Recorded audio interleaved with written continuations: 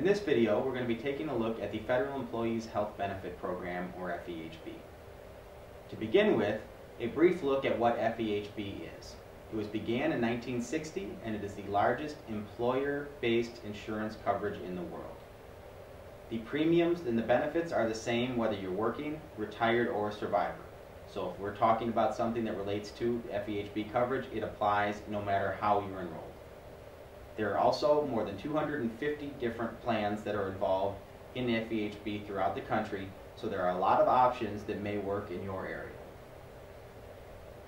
We're going to talk about now the three different types of plans that you may see. Those include managed fee-for-service, health maintenance organizations, and point-of-service plans. You have the option to switch between different plans on a yearly basis, so you can find out the one that works the best for you at a given time. The first type, managed fee-for-service. This is where you pick a provider and you can go anywhere. It is the most flexible of the types of plans. It may require pre-certification of certain procedures and the review of your care ongoing. They may have a preferred provider option, or PPO.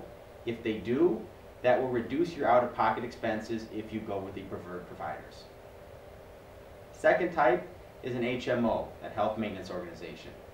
These are where they're prepaid plans where the care is provided by a set network of doctors, hospitals, etc.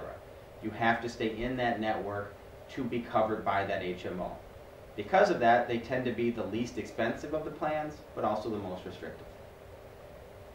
The third type is a bit of a blend, and this is called point-of-service providers.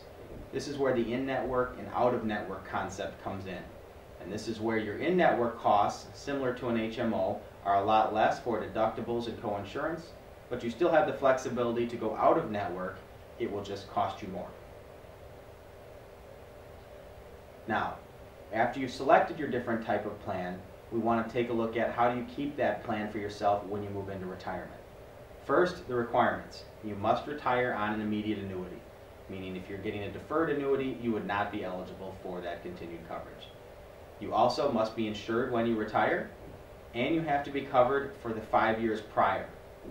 Keep in mind that TRICARE coverage counts for that 5-year requirement, as does being covered under another federal employee's FEHB plan. For example, if you were on someone else's family plan as a spouse, that would count towards your 5-year requirement.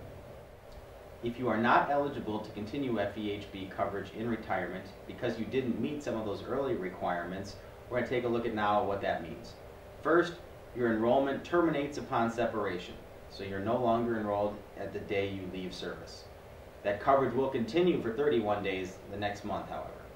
You have the option at that time to either convert to a non-group plan, so change it onto your own health insurance plan, or you can continue the group plan for up to 18 months under the temporary continuation of coverage plan. Those are your options that you have moving forward. If you do have FEHB in retirement, first, if you ever drop coverage, you cannot re-enroll. For example, if you dropped coverage to save some money at 65 and you were going to enroll in Medicare Part B, you would not be able to change your mind later and re-enroll in FEHB. Second major consideration is you must have a survivor annuity for a surviving spouse to continue that coverage in retirement. This is very important for a lot of people, and you need to keep in mind that if you opt not to have that survivor annuity benefit, that the health insurance coverage will stop with the death of the retiree. Final point is if that survivor benefit that you do select isn't enough to cover the health insurance premium, that survivor would be required to reimburse OPM for the difference because it wouldn't be able to be taken out of an annuity payment. That's it for the discussion on health insurance now. If you have any particular questions, please feel free to contact us anytime. Thanks.